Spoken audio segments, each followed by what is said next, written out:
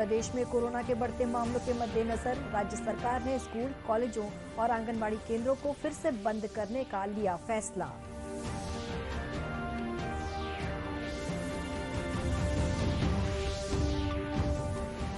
केंद्रीय स्वास्थ्य राज्य मंत्री अश्विनी चौबे ने कहा, कोरोना संक्रमण को रोकने के लिए प्रभावित राज्यों को जारी किए गए नए दिशा निर्देश।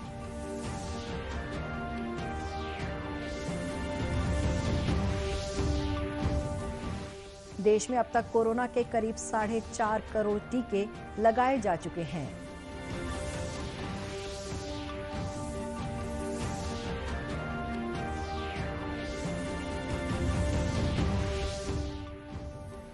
और किसान न्याय योजना की चौथी किस्त के रूप में प्रदेश के 18.5 लाख किसानों के खाते में जमा किए गए 1104 करोड़ रुपए।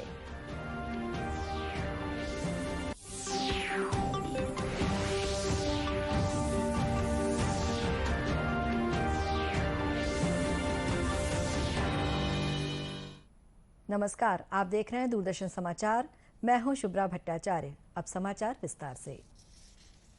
प्रदेश में पिछले एक हफ्ते से कोरोना संक्रमण के बढ़ते मामलों को देखते हुए राज्य सरकार ने स्कूल, कॉलेजों और आंगनबाड़ी केंद्रों को फिर से बंद करने का निर्णय लिया है। मुख्यमंत्री भूपेश बघेल की अध्यक्षता में आज उनके निवास कार्यालय में हुई समीक्षा बैठक में ये निर्णय लिया गया। बैठक के बाद प्रदेश के कृषि मंत्री रविंद्र चौबे ने मीडिया को बताया कि यदि आवश्यकता हुई तो ऑनलाइन कक्षाएं लगाई जाएंगी। इसके अलावा परीक्षाएं भी ऑनलाइन होंगी। श्री चौबे ने कहा कि होली के त्योहार के लिए भी जल्द ही दिशा निर्देश जारी किए जाएंगे।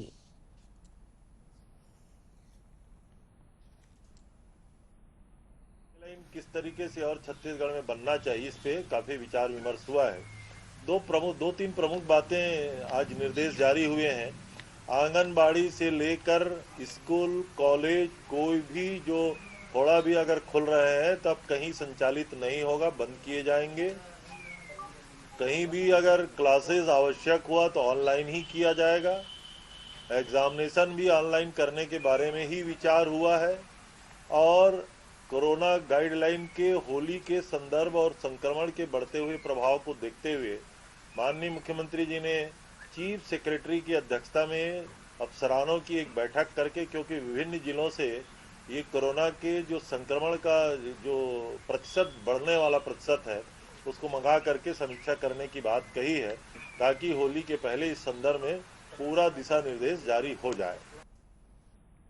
श्री चौबे ने बताया कि मुख्य सचिव की अध्यक्षता में एक समिति बनाई गई है। ये समिति आगामी दिनों में होने वाली शादियों और अन्य सार्वजनिक कार्यक्रमों सहित मृत्यु उपरांत होने वाले अंतिम संस्कार तथा श्राद्ध कर्मों के संबंध में विस्तृत दिशा निर्देश जारी करेगी।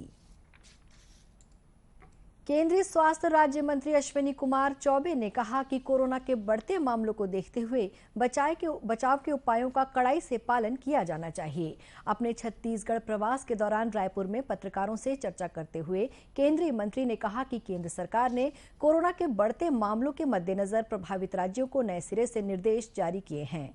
उन्होंने कहा कि कोरोना संक्रमण को रोकने के लिए इन निर्देशों का अनिवार्य रूप से पालन किया जाए।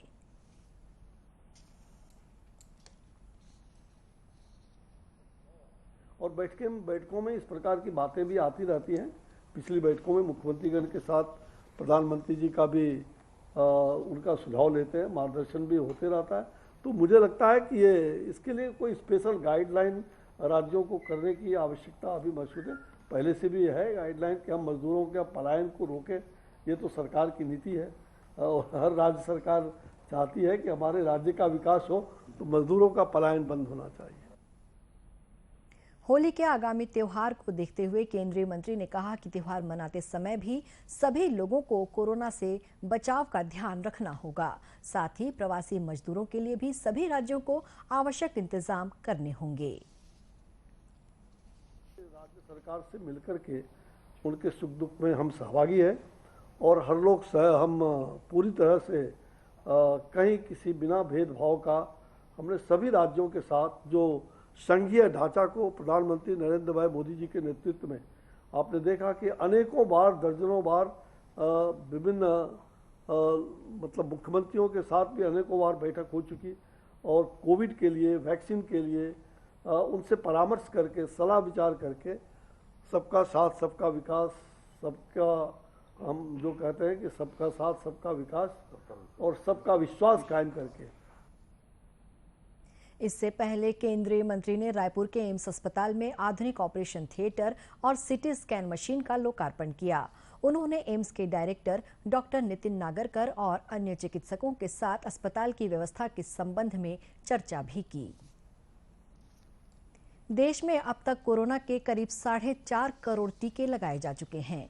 केंद्रीय स्वास्थ्य मंत्रालय से मिली जानकारी के अनुसार कल एक ही दिन में करीब 25.5 लाख लोगों को कोविड के टीके लगाए गए।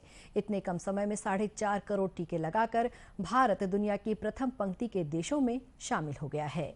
स्वास्थ्य मंत्रालय ने बताया है कि इस समय कोरोना से स्वस्थ होने की दर लगभग 96% हो चुकी है, लेकिन अभी भी देश में 3 लाख से अधिक मरीजों का इलाज चल रहा है। वहीं प्रदेश में कोरोना के सक्रिय मरीजों की संख्या करीब 7,700 तक पहुंच गई है। कल एक ही दिन में प्रदेश में 1273 नए मामले सामने आए। राजधानी रायपुर के कॉलोनी में 27 कोरोना मरीजों के साथ रायपुर जिले में 426 संक्रमित लोगों का आंकड़ा सामने आया है। इसे देखते हुए जिला प्रशासन ने सार्वजनिक स्थानों पर कोरोना से बचाव के निर्देशों का पालन और सख्त कर दिया है। इस बीच प्रदेश में कोरोना के बढ़ते संक्रमण को देखते हुए सीमावर्ती जिलों में प्रशासन ने महामारी नियंत्रण के लिए विशेष प्रयास शुरू कर दिए हैं। पड़ोसी राज्य महाराष्ट्र में कोरोना की गंभीर स्थिति के मद्देनजर राजनांदगांव जिले के सीमावर्ती इलाकों में जांच शिविर लगाए गए हैं। यहां पड़ोसी राज्य से आने वाले लोगों की थर्मल स्क्रीनिंग की जा रही है। राजनांदगांव के कलेक्टर टोपेश्वर वर्मा ने बताया कि महाराष्ट्र सीमा पर स्थित बाग नदी गांव में चौकसी बढ़ाने के साथ ही आने जाने वालों की जांच की जा रही है।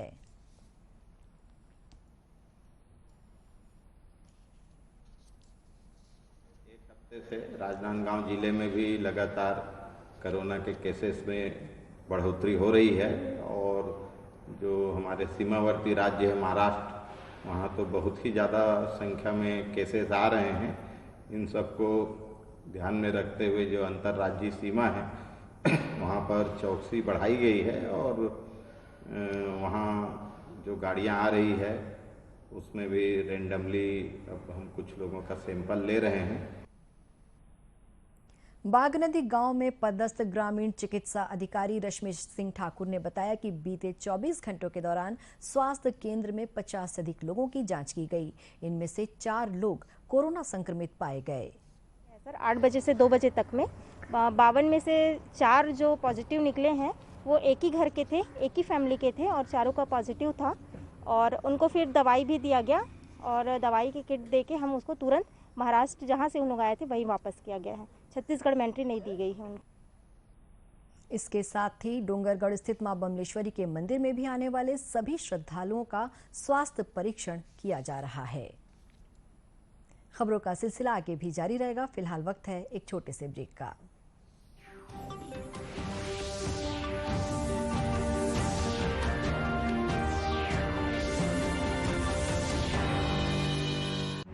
वैश्विक महामारी कोविड-19 जिसका कहर संपूर्ण मानव जाति को अपनी आगोश में ले चुका है।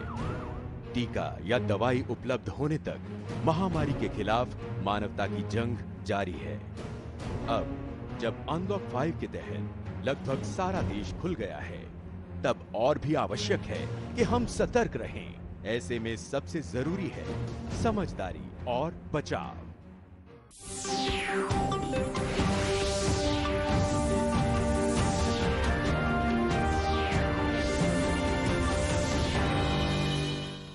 ब्रेक के बाद एक बार फिर स्वागत है आपका दूरदर्शन समाचार में। लोकसभा सांसद राहुल गांधी की आभासी उपस्थिति में आज मुख्यमंत्री भूपेश बघेल ने राजीव गांधी किसान न्याय योजना की चौथी किस्त के रूप में प्रदेश के करीब 18.5 लाख किसानों के खाते में करीब 1,104 करोड़ रुपए जमा कराए। इसके अलावा गोधन न्याय योजना की 15वीं और 16वीं किस्त के रूप में 7.5 करोड़ रुपए से अधिक की राशि जमा कराई। इस मौके पर मुख्यमंत्री ने कहा कि उनकी सरकार ने कार्यभार संभालने के बाद ही ये कहा था कि राज्य सरकार के हर प्रमुख निर्णय के केंद्र में किसान अवश्य शामिल होंगे। इसी बात को ध्यान में रखते हुए राजीव गांधी किसान न्याय योजना के तहत प्रदेश के किसानों को एक निश्चित अंतराल में राशि दी जा रही है।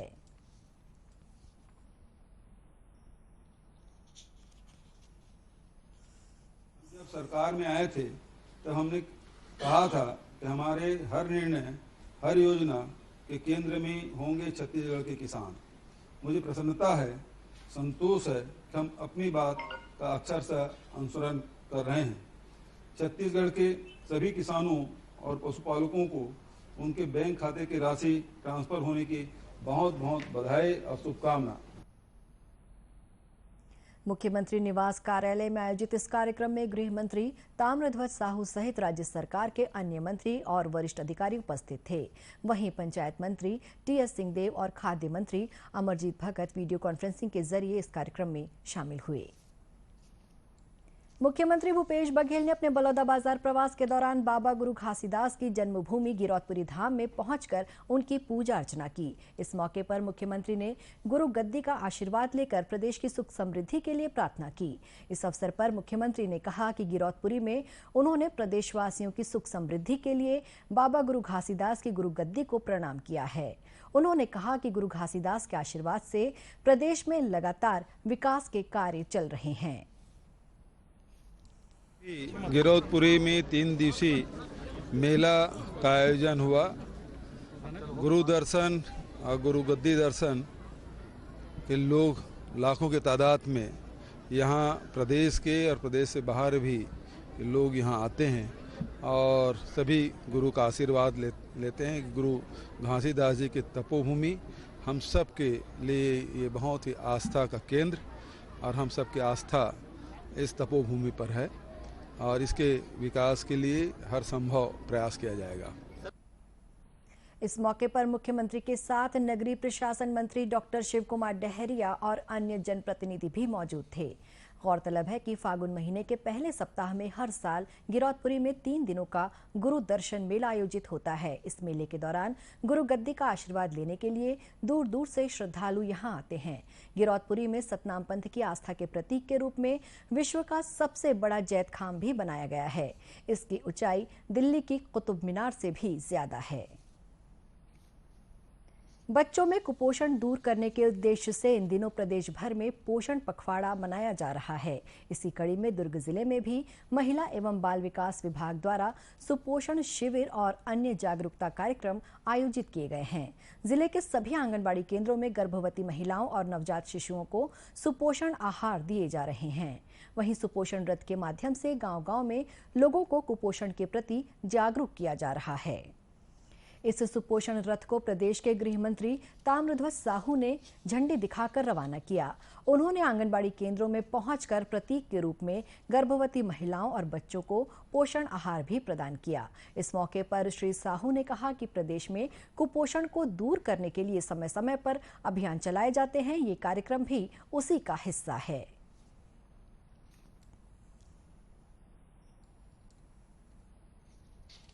लगातार प्रक्रिया है, चलते रहता है, चाहे वो एनीमिया जांच का हो, ब्लड का हो, पोषण का हो, वेट लेने का हो।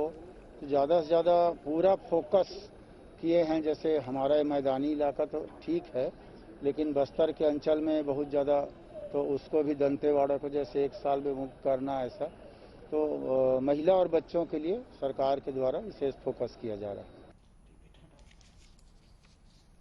सुपोषण शिविर में मौजूद दुर्ग के जिला परियोजना अधिकारी विपिन जैन ने बताया कि सरकार के लगातार प्रयासों से दुर्ग जिले में कुपोषण की दर में काफी कमी आई है। दुर्ग जिले की जहाँ तक पोषण की बात है, लगभग 14% का पोषण जो हमारे पास कुपोषित बच्चे हमारे पास जिले में है अभी, और आशा है कि इसमें और कमी आएगी। दुर्ग जिला पंचायत के अध्यक्ष शालिनी यादव सहित अन्य स्थानीय जनप्रतिनिधि भी शामिल हुए। दूरदर्शन केंद्र रायपुर से प्रसारित होने वाले प्रादेशिक समाचार को आप YouTube पर भी देख सकते हैं। हमारे YouTube channel Chhattisgarh DD news पर प्रादेशिक समाचार उपलब्ध रहेगा। YouTube चैनल का लिंक और QR कोड आप स्क्रीन पर देख सकते हैं। अपने एंड्रॉइड फोन से QR कोड स्कैन कर आप छत्तीसगढ़ डीडी न्यूज लिंक पर जा सकते हैं। इसके अलावा छत्तीसगढ़ डीडी न्यूज फेसबुक और ट्विटर पर भी उपलब्ध है। कोरोना से बचाव के लिए मास्क, सैनिटाइजर के साथ ही सोशल डिस्टेंसिंग का भी पालन करें। कोरोना को हराना है, मास्क जरूर लगाना है। इसी के साथ ये समाचार बुलेटिन समाप्त हुआ। नमस्कार।